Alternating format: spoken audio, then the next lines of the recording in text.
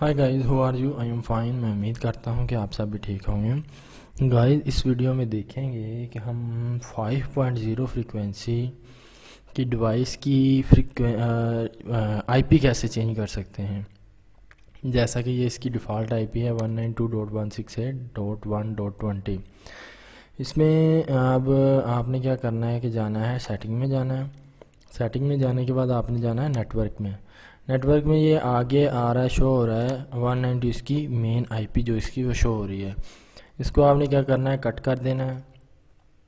उसके बाद आप अपनी मर्ज़ी से कोई भी आईपी लगा सकते हैं। 33.33.33.50 ये आप लगा सकते हैं। और इसका ये नेट मास्क यही रहने देना है। देन आपने गेटवे आईपी जो वो उसका डिफ़ॉल्ट होता है 33.33.33.1, ये इसका डिफ़ॉल्ट आईपी है।